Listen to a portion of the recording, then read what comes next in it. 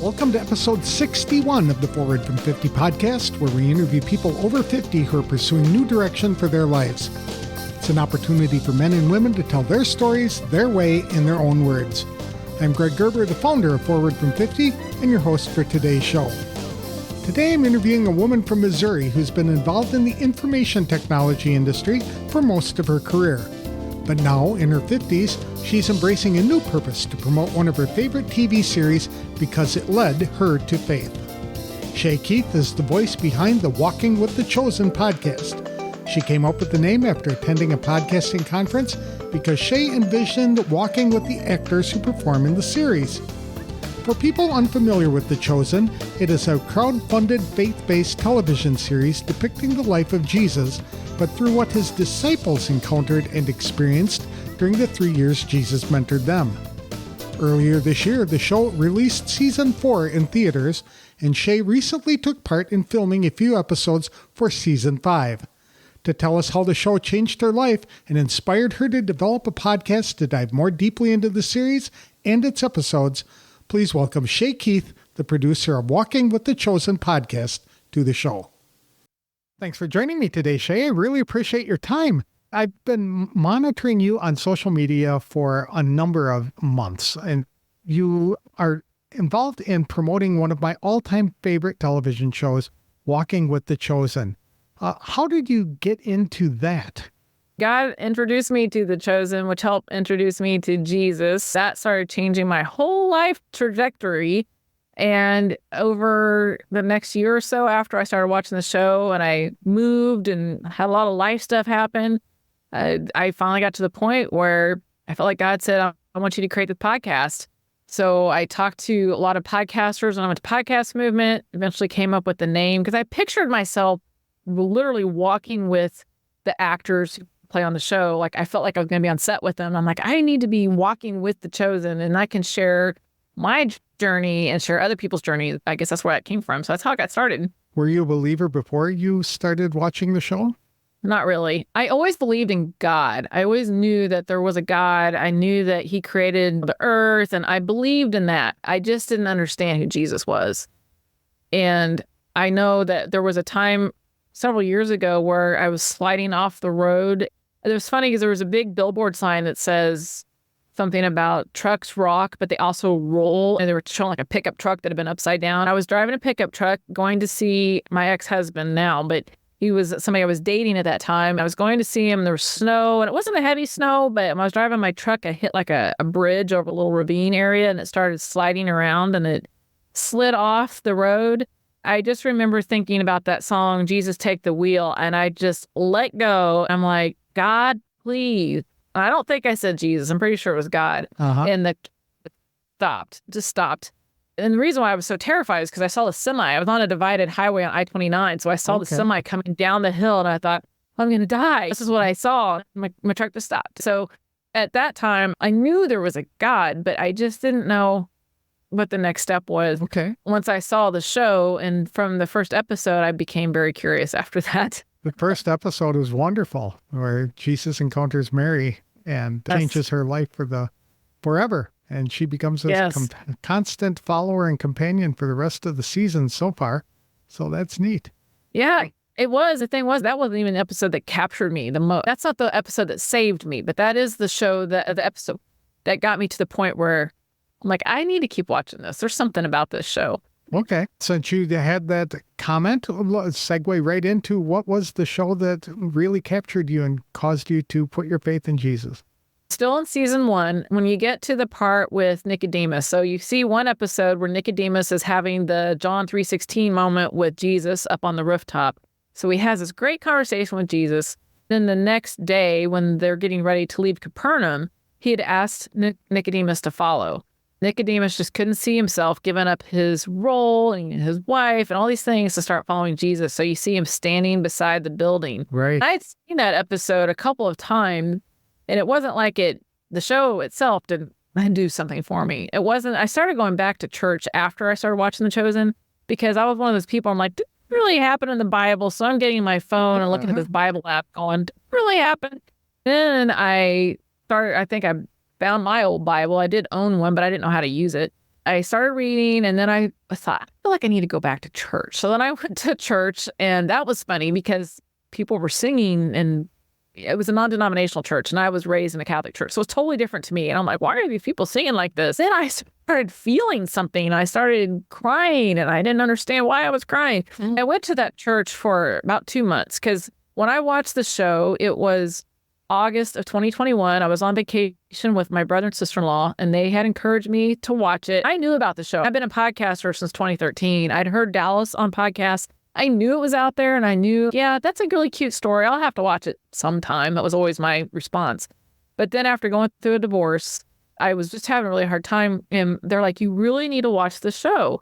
So they first introduced me to the Shepherd episode, and we watched episode 1. I ended up watching, I want to watch another episode. And I'm supposed to be leaving to go home off this vacation.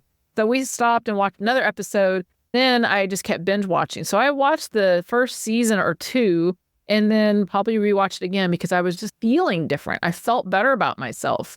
One of my friends at a campground that we stayed at, he made a comment to me like, "Where are you going so early on a Sunday morning?" Because I'm not a morning person, and they knew that. I said, well, I'm going to church. What's up? They laughed. Since when you going to church? And I'm like, I guess some things change. And so I went to church. It was Halloween, October 31st, 2021. And the pastor at the end of the service, he kept talking about there's people here that probably are ready to accept Jesus. They just haven't accepted Jesus in their life. He kept saying that over and over. I think for probably 5 minutes. And maybe somebody had stood up because we're all heads down, we're praying. And I was thinking, he's not talking to me. I know who Jesus is. I know he's up on the cross and all that. But all of a sudden, there was that scene that flashed through my brain with Nicodemus and Jesus. It flashed in my head, and all of a sudden, I felt like somebody kicked me out of my chair. I jumped up. I was crying and bawling. I didn't understand what was going on because I heard Jesus say, you came so close, or you were so close, just like he said to Nicodemus. I just was like, no, don't leave me behind. It was so hard. I jumped up, and the pastor was like, there's people that are standing. Make sure you pray over them. And I had people putting their hands on me. And I had no idea. Then after service, people were like, that's so cool that you've come to Jesus today. I just had no idea what I was starting. It's a great story. Life changed forever. So when did you start that? You saw the first episode in August of 2021. When did you decide to start your podcast? So probably about the middle of 2022, I was at Podcast Movement. And I think this was the first real podcast movement, if I remember right. I just felt that I love to do a podcast, and I hadn't podcasted in a while. So I thought maybe I could do something about The Chosen. And I kept pushing it out. I can't come up with anything. I knew there were podcasters and YouTubers who have done series about TV shows. I just couldn't figure out how I was going to do something like that, because as much as I am a techie and I love doing tech stuff and I can edit video, trying to create the really pretty background, this is as far as I've got so far. And people on YouTube have beautiful backgrounds with great lighting. And I'm like, I just don't see myself doing that. And I was going to do just an audio-based podcast. And about September, October, November, somewhere in that time frame, I had been telling people about it at church. And they said, I think that's a great idea. You need to do this podcast. I talked to one of the pastors at church who's over all of our media. I told him what I was trying to do. He said, why don't you create a video and share with me what you're doing? I'll let you know what I think. So I did that, and I played around with different background scenes. He said, it's fine. Just go with what you have because it'll work out. I had seen a post on Facebook. Somebody was talking about these 4 words will instantly make me cry every time I see him. And it had something to do about his mom, and I can't remember what the words were. But anyway, I saw that post, and I said, if you really want to make something make you cry, you want to watch The Chosen. That show always makes me cry. And then somebody else responded to me, and she or he said, how do I watch the show? So I'm telling them. The original poster came back and said, hey, Daryl, they're talking about your show. And he had tagged Daryl Eve. And at the time, I didn't really know who Daryl Eves was. People don't know. He's a very famous YouTuber, but he's also one of the producers of The Chosen.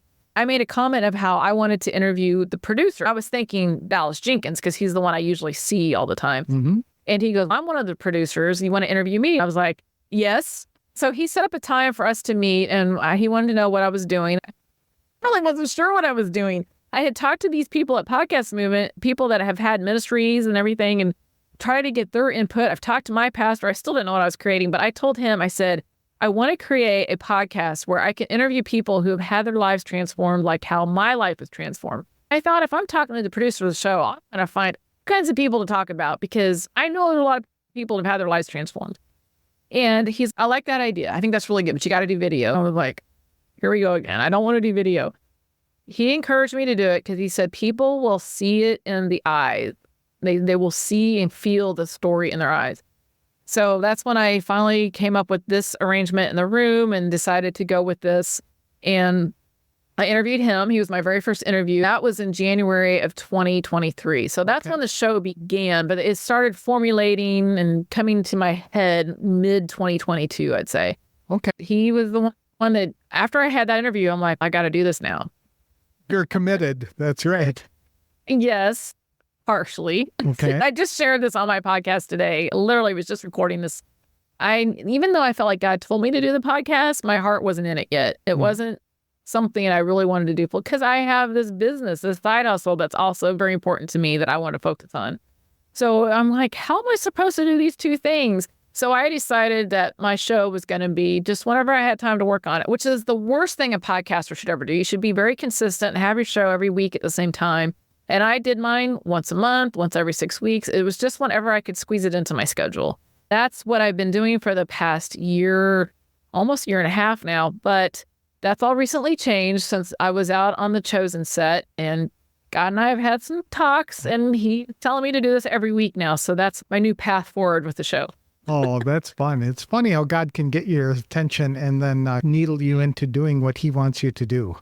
And it works out best for both of you. So it's a really good deal. Now, yes, this is a new departure from you because you, before turning 50, were working in the tech industry, designing websites. Is that what you've been doing most of your life? Most of my life, I worked for corporate America. I've been a techie my entire career since the early 90s. So I build websites for the companies that I work for. So it's not external websites that you would see, but they're used internally so that people can enter their information. So I work for financial companies. I work for a bank currently, and I would create websites that our internal customer service, our accounting, the people that we support internally, they can use. So that's what my day job has been for the last 30 plus years. Okay, super. And what got you into that? Again, I think that was a God thing, even way back when. I've always said that I felt like something puts me where I need to be at the right time. I've always felt that. Didn't quite understand it, but I will say that in the very beginning, so I went off to college to K-State in Kansas and had way too much fun. I went and partied too much. I'll just say that. I was too crazy. I didn't finish my second semester. I ended up dropping out because I knew my grades were going to be so bad. I didn't want that to be 2 semesters in a row with bad grades. So I ended up moving down to Wichita, Kansas to live with my brother. And Boeing was a big thing in Wichita. He worked at Boeing. He was an engineer. He'd had his college degree, and so he was working there. And he told me to apply. I'm thinking, I'm 18 years old. They're not going to hire me. But they did. I was a really good typist. Typing was always, I was a piano player all my life, and I say that's probably why I was so good with typing. So I had over 110 words per minute as a typist. So I got on as a typist there, and I got to work for the tooling department. And it was good, but this was also when computers were just getting going. This was 89, 90. And we had 5.25-inch floppy disk drive. We didn't have Windows yet, though I did see Windows installed on the computer, but it wasn't what it is today. I just was bored. I would get my work done the first couple hours of the day, and I had the rest of the day to be like, now what do I do? So I just started tinkering around with the computer. My older brother, he loved computers, and he was a programmer, and I decided to take programming. I went back to college, and I got into programming. Only did it for, I think, a semester. I don't even think I did it for 2 full semesters. I liked it. I was good at it, but I didn't enjoy the schooling process. So I ended up going back to school and got my degree in business entrepreneurship. So that's been on my heart my entire life. Ever since I was a little kid, I wanted to have my own business. So I kept playing around with computers, and I decided I needed to do something more. I got on with another company owned by Cargill, and I was a help desk person. I ran around. I figured out all the problems with the computers. I had fun with it. I liked talking to the people. And one of the executives there said, I think you'd be a good programmer. I want you to work for me. And I ended up switching departments. I left IT. I went to work for him. I did not know how to program yet. About a year later, I finally got all the training I need. Everything clicked. I became a programmer. I moved back to be closer to my family in Missouri. I lived there. And then it's just like one step after another. So then I got a consulting job, and I did that for a few years. Then they decided it was a very small company. They didn't want consulting anymore. So they found a job and placed me for a U.S. Central Credit Union, which was like the Fed is to banks, U.S. Central Credit Union was to credit unions. So I worked for them for several years, then learned about the web. And this became around 2000. That was when everybody needed computer people because they were afraid all the computers were going to stop working. And that job was great. I had a great boss I ended up working for doing some web development work. And that's when that started. Then he left and he took some of us with him. And it's these little stepping stones. It's amazing. So I worked with him at this .com company in 2001, which everything went belly up around that time with all the .com companies. And we were one of them. We imploded. Again, I'm like, all right, now what am I going to do? So I got another job and worked there for 3 years. They sold their company. This time it was health insurance.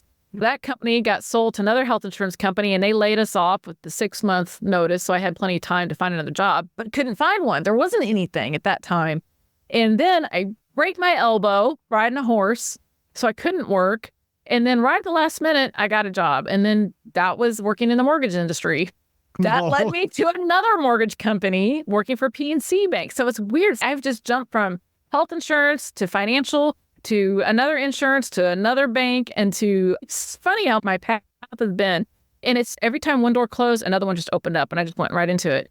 And I will tell you, as much as I've been a programmer and I've loved doing that kind of work, I love logic, I love building these systems for companies, I struggle with the tests that they make you do. I never had any formal training. I just learned as I went, and I had really great coworkers that taught me a lot. But I didn't always understand the nuance. So if they made me take a test, I failed them. The jobs that I've always had that were my best jobs required no test. It was a conversation. They could tell through my personality that the kind of worker I would be, and I would go work at these companies, and they just worked out perfectly. So then when my life story changed, I had been working from home 3 days a week, and then when COVID happened, we worked from home all the time. They just brought us back into the office. I've been at this company for, I think, 7 years. And it was an insurance, like life insurance company. And it was a great job until COVID happened. All the upper management people changed. They brought us all back into the office and they started layoffs. I wanted to work from home permanently. Like, I've been doing this for the last year. I've been working from home 3 days out of the week before that. And they're like, nope, we want people still in the office. That was the point where I'm like, I have no reason to stay. I'm divorced now. I don't have a reason to stay in Kansas anymore. I want to move someplace else. And my heart was, God was put me here in Missouri to be back on my favorite place. I lived at Lake the Ozarks as a kid growing up. We were here every summer. So I just felt like God was telling me to go here. I applied for this job in California where everybody said to apply for a computer job. Again, it was one of those no tests involved, just a conversation that led me into this role with a great company, great management, great employees. It's exactly where God wanted me to be. It's just, it's amazing. That's just wonderful. These stepping stones have brought me exactly where I need to be at. And now you're using your technical skills in a different way in a business of your own by helping people like me who don't really understand technology, how to figure it out. How'd you come into this opportunity? Oh, man, it's the same thing. I kept hearing people complaining about the fact that they didn't understand tech. It goes back to my entrepreneurship desire. I wanted to have my own business at some point. And I thought, what am I going to do? I said early 2000, I tried to branch out, do my own startup idea. I just fizzled out, life, all that stuff. Around 2010, I was into horses really heavily, and I had a horse trailer that I wanted to sell. I came across this website where this guy was selling horse trailers. It was a classified ad thing. I thought, I want to be able to do that. And I tried to find somebody that had training in it. And this was when all of the online business people were just coming out of the woodwork saying, build this course and sell this product. So I was really into all of that for many years. I had used WordPress. I already knew how to develop with Microsoft stuff, but now I'm learning how to use WordPress. There were several other ones that I use that nobody uses anymore, like Joomla and Drupal and things like that. And I launched a podcast. I did go through some training with Cliff Ravenscraft. He's like the godfather of podcasting. Yep. I did my training through him as well. Yeah. So I learned how to podcast with him. I launched that, but I didn't know I was going to do it. That was like how to lose weight. And it was just my personal journey. It was a great way to get started and got me into that.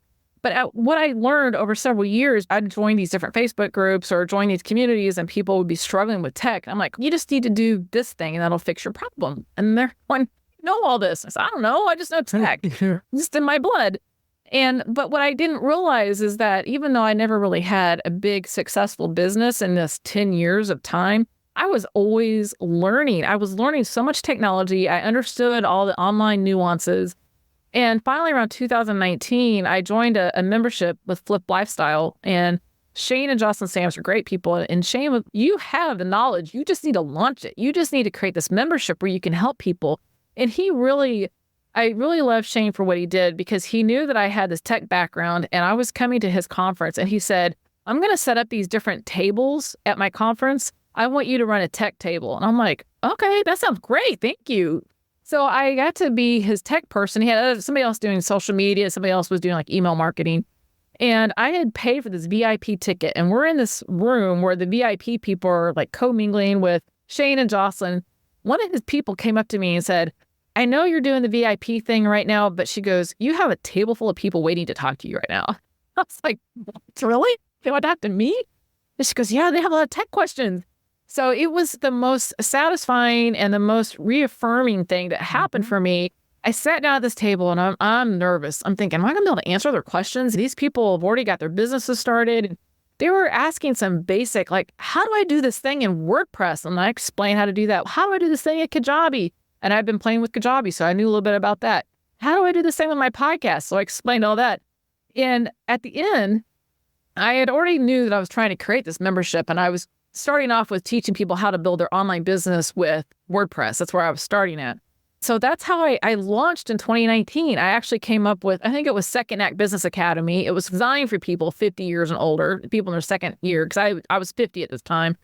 And I launched it, but then COVID happened and I got scared and I was afraid, what if I lose my job? And I've only got a couple people and they're not going to pay for all the stuff. So I stopped it. And that was the biggest mistake I could have done, because that's what everybody was at home. That's right.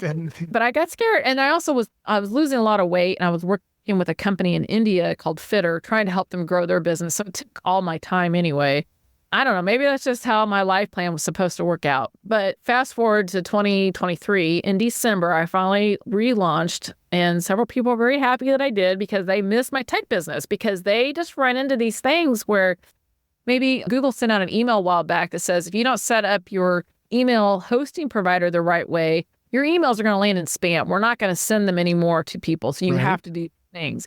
And so they're like, I'm freaking out. I don't know what to do. I'm like, it's okay. We'll get this figured out. So I saw what the email was, and I just showed them inside of my community, how do you fix something like that? And somebody else was like, I want to sell a membership, but I want people to be able to gift it to other people. That was a big challenge. I've never done that before, but I just took it step by step and I walked her through it. And it took a few tweaks because of what she was trying to do. Everything was very nuanced. She had a special SMS text message thing she wanted to go out, and it had to be in sync with her email. We had to use Zapier to connect all the pieces. It was a great learning experience for me to do that, but I enjoy it so much. I love helping people, and I love sharing our businesses. We're all membership-based owners. We all have some sort of membership. And I just love helping these people with their crazy tech questions, because to me, it's fun. So people pay you a monthly fee to be part of your membership, and then they can ask you any question that's related to tech. Is that how they work? What a deal. They can either send me like a little video clip that shows me what their problem is, and they post it inside my community, or they can come on a live call and just talk to me. And I love that, because then I get to hear what their business is doing, and I get to learn a lot more. And that's the fun part. That's the people person inside of me that likes to talk to them. How much is your membership? Right now, it's $67 a month. Super. And that's for unlimited questions and things like that that they need. What a deal. And it's funny because most people think, oh my gosh, I got all these questions. And then they were like, oh, I need to ask you like a question a month. That's what it comes down to, but works great for me. Exactly. And at $67 a month, it's a bargain when you have to go out and hire somebody to do tech support for several $100s an hour.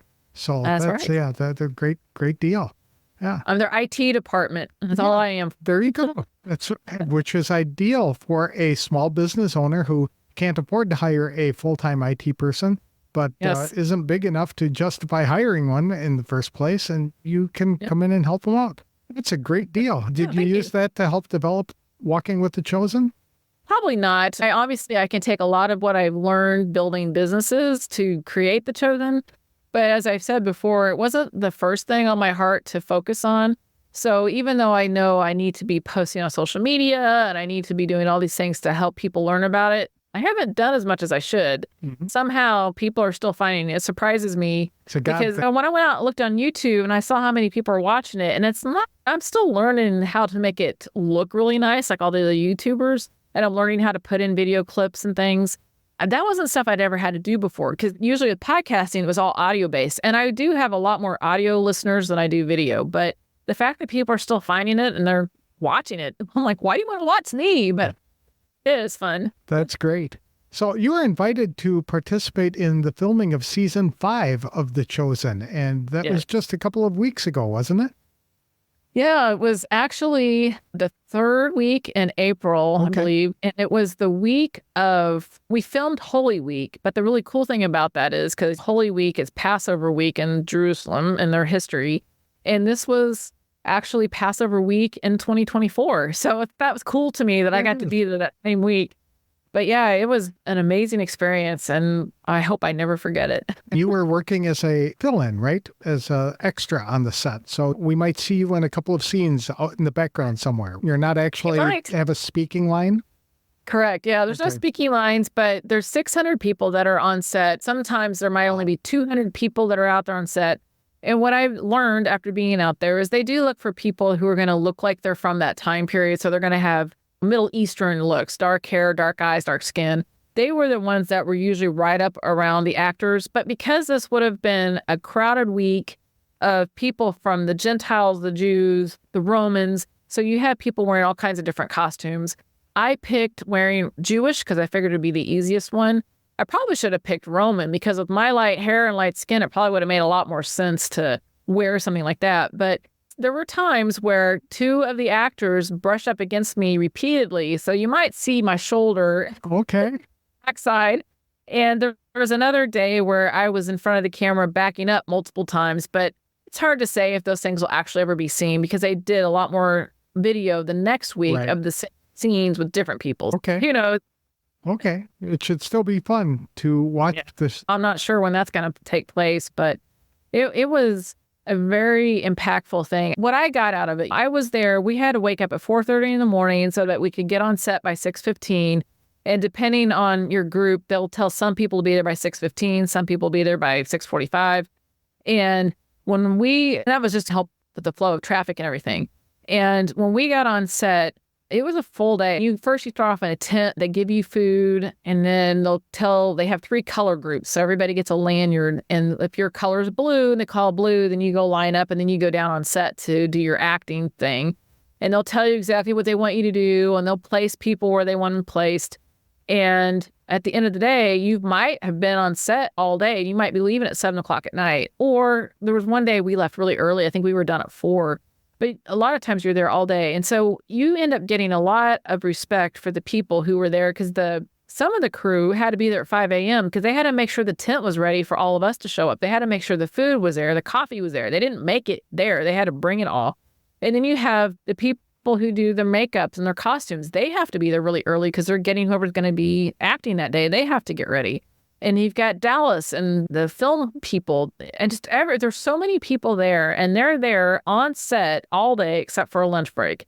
And we just have to show up once in a while. We might be out on set most of the day, but those guys never take a break really. And so they were there in Utah, the 3 weeks we were there, and they just wrapped as of Friday. So about 6 weeks, I guess they were in Utah together. And that wraps up that part. Now they got to go back to their Texas set. They'll do a lot of indoor scenes and things where they can use their big sound booth, sound stadium, whatever they call that.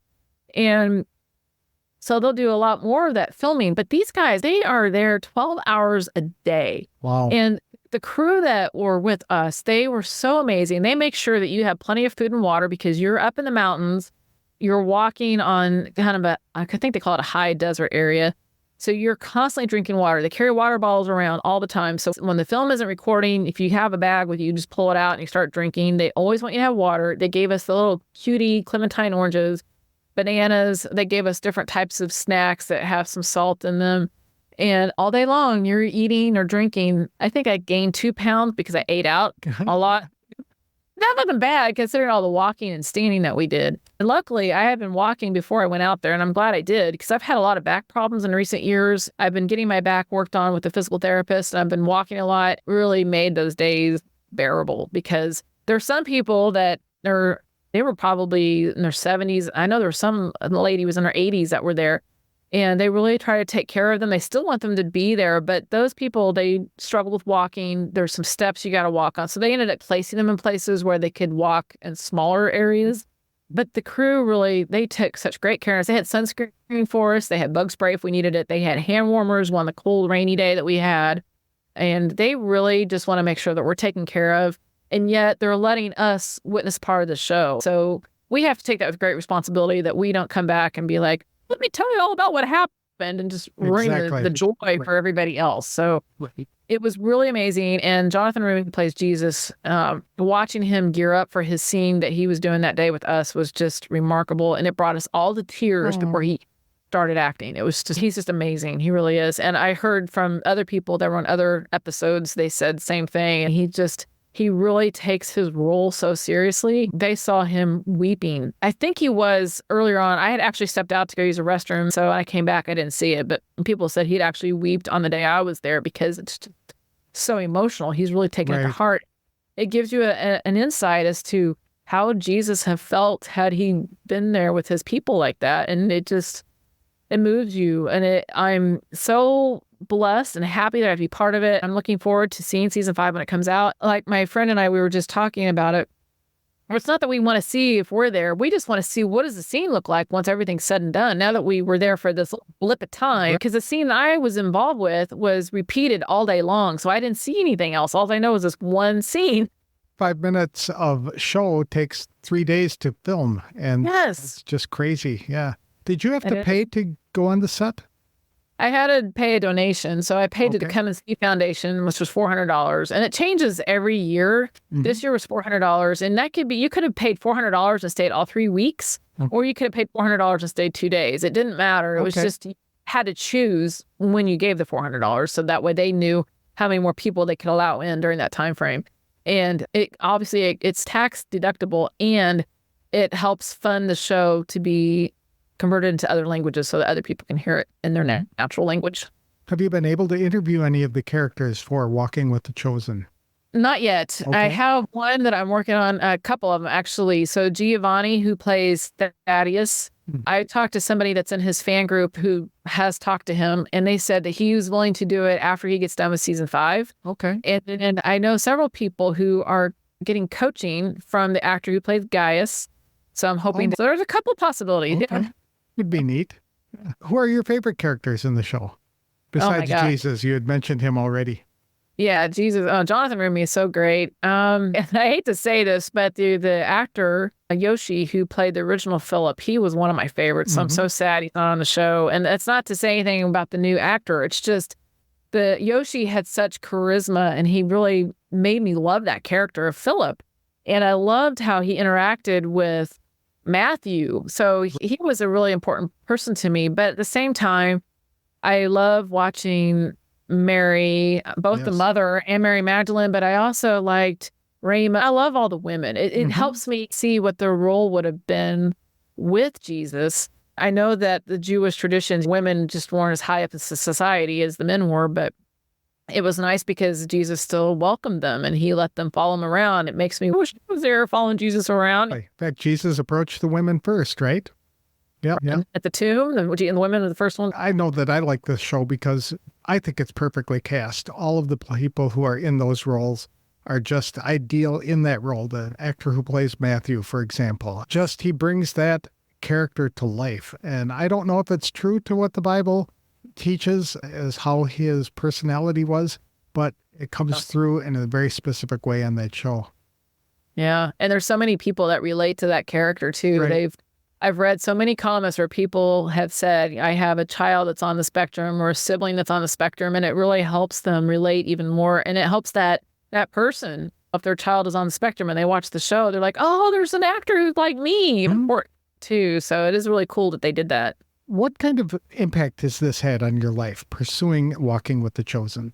The people I get to meet, the people I interview, that's been really important to me. But I think because I started doing this podcast, everybody that is in my life groups and my church, they know that The Chosen was instrumental in bringing me to Jesus. It was a part of the story. So when I didn't know the Bible yet, and I'm sitting in this life group and they'd be talking about some topic, I would say, I don't know about what the Bible says, but in The Chosen, this thing happened. That was my Bible for a while until I started reading the Bible more and understanding what the word really says. Sometimes I still do that, but everybody knew she's the chosen person. But yet when Chosen Con came out, I didn't know that I was going to go do the first Chosen Con. My friend, she's, aren't you going to do Chosen Con? I'm like, I didn't know anything about it. So she told me about it and somehow I managed to get a ticket to go do that. Then when I found out that they're looking for extras, I had considered doing that in the past, but I'm like, I don't know if I'm wanting to do that. But this year it just felt right. I felt led to do it, and people came out of the woodwork and donated money that I never expected. That had to be a God thing that sent me there. So everything worked out the way it was supposed to work out. And it just reinforces that I must be on the right path. Yeah. God wanted me to go down this road. I don't know where it leads. I really don't know. I don't know if I'm just going to start building up this show and someday maybe it leads into some sort of ministry work that I'm going to end up doing in the future that I'm not aware of right now.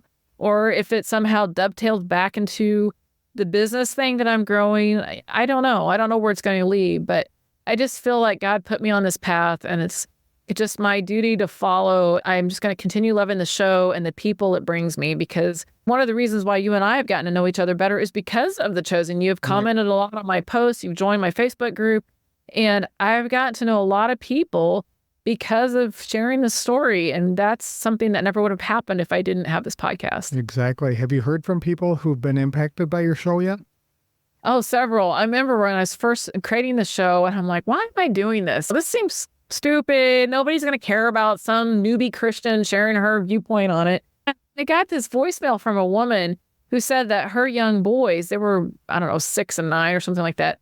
She said, we were all listening to your podcast and they loved it. You were breaking everything down so that they could understand it, because they didn't understand the show until they heard what you were saying. They want to know if your next episode's coming soon. I'm like, no, really bad. But that's just where my heart was at that time. It's very uplifting and encouraging. Okay. That was one of the most impactful ones, is just to hear from somebody. And other people said, I want to share my story. I was about ready to kill myself, and I saw the first episode and God saved me. Yep. So things like that. It's been really amazing. Have you had any negative reactions to that? I know that The Chosen has caused a rift within the Christian community because people think it's not biblical enough. There were a few people on the YouTube channel. First comments I got, somebody was commenting about my God or something. I can't even remember what all they said. I was trying to be really respectful and nice to this person. I know there's a lot of trolls out there, and I didn't know how to respond at first. So I didn't say a whole lot, and then I finally commented, but I was just trying to be uplifting. This person might have been another religion, like Muslim maybe. I'm not 100% sure, but I was getting that from what they were saying. But that was about it so far. Okay. I'm sure there'll be some more in the future. I have been criticized for saying somebody's name incorrectly on the show recently. Not the main actors, but another actor. Some of them are hard to pronounce, it looks like, when you look at the credits on the screens. Yes. Yes, exactly. So how can people get more information about Walking with the Chosen? If they want to watch the YouTube version, they can go search for Walking with the Chosen. They can go to walkingwiththechosen.com. That will take you to my website so that you can see all the podcast episodes. As of this recording, I'm not sure when you air this episode, it's actually in flux because I'm moving it from one site to another, but it will be back shortly. And that's probably the easiest way. And I also have a Facebook group called Walking with the Chosen. I encourage people to join that and join in the conversation. I try to share any insider information that would be helpful for people if they want to be an extra, or they want to attend Chosen Con, if they don't know that there's some big thing live stream. I try to share that because some people aren't as plugged into that as I am. So I'll at least try to help out in that regard. But I don't normally try to give away any kind of secrets about the show, because obviously that's Dallas's job to do. Right. Absolutely. If people wanted more information about Simple Easy Tech, where could they get it? That one's easy. Just go to the website, simpleeasytech.com. Okay. And they can learn more about the business, and they can purchase right there and join my membership. And hopefully I will, if you have some business people on here that need my help, I hope I hear from them. Do they have to commit to a certain number of months in order to join? No. Nope. So they can come in and pick your brain really well for a month or two and then disappear. If they want to. Okay. Yep. Do you have any advice for people over 50? It's funny, when I was in my 40s, I don't know if it's because I knew I was getting close to 50 that I needed to do something, but I just felt this urgency that I needed to stop wasting my time, get this done. I remember posting that one time. I feel like I'm running out of time. And a lot of people were trying to be supportive. And they said, there's a lot of entrepreneurs who were very successful in their 50s. That's when they finally started. So I wish I would have started sooner. I wish I would have put more effort into it. Sometimes I guess life has a way of flowing and you're going to catch that flow and you're going to end up where you need to end up. Maybe the time for me to launch my membership wasn't right a few years ago. Maybe the time is right now. The podcast obviously needed to come when I heard God and I felt it like this was the path he wanted me on. And now he's reaffirmed that even more. So I feel everything happens for a reason and in God's timing. I don't understand it all, but I'm just trying to listen and obey. And there's not a lot that I would change because I'm happy with who I'm turning out to be. I wish I would have turned out to be this person 20 or 30 years ago, but I guess now it's better than never. That's right. It's a process, isn't it? To get us from where we are to the people that God meant us to be and wants us to be. And so that whole sanctification process can be difficult or it can be enjoyable. It depends on which way you want to do it. Whose will is stronger, right? So for me, I've chosen difficult. I did too, apparently, my first years of life. Well, thank you very much for your time today, Shey. I really appreciate it. And I love the story. Thank you very much. Thank you for having me. I wanted to interview Shey Keith, the producer of the Walking with the Chosen podcast, for quite a while. She's a member of one of the mastermind groups I'm involved in. That enabled me to watch Shey develop her idea into a platform to reach many other people in hopes they'd fall in love with the series too. The Chosen is a special series for Shey because she always believed in God but didn't understand who Jesus was as a person. The Chosen opened her eyes to who Jesus was as a man and as God's son. One winter a few years ago, when her truck started sliding around the interstate and was headed toward a collision with an oncoming semi, Shey called out to God. Instantly, the truck stopped and a collision was avoided. At that point, Shey knew she wanted a closer relationship with God, but didn't know how to begin that relationship. Shey started searching for answers and stumbled on Season 1 of The Chosen a short time later. When she watched Episode 7 in Season 1, Shey was convicted she needed to give her life to Jesus. In that episode, Nicodemus comes to Jesus at night with questions about who he is. Jesus invites him to become a follower, but Nicodemus was more concerned about his status and prestige, so he stayed behind when the group began their journey. That prompted Jesus to say, "You were so close." The idea of being close to a saving relationship with Jesus, but not making a decision to put her faith fully in him, prompted Shey to take that all-important step. From that point, her passion for helping others to make the same decision she did pushed Shey out of her comfort zone to learn video podcasting and start an online platform. In addition to podcasting, Shey also helps small business owners solve tricky technology issues. She started a membership community to teach entrepreneurs how to develop their own online platforms and to resolve tech problems with the software they use to develop and operate their businesses. Shey basically becomes the IT department for small business owners who can't afford to hire a full-time IT staff. To follow Shey's journey as she walks with the Chosen, visit podcast.walkingwiththechosen.com or check out her YouTube channel at youtube.com/@WWTC. To connect with Shey about tech issues or to join her membership group, visit www.simpleeasytech.com. That's all I have for this week's show. If you'd like help in identifying a purpose for your life or to get help planning your next steps, I'm offering a complimentary brainstorming session to members of the Forward from 50 Facebook community. For details, connect with me on Facebook or visit www.forwardfrom50.com. I'll have another inspirational interview on the next episode of the Forward from 50 podcast. Thanks for listening. If you like this show, please consider leaving a review wherever you download the episode.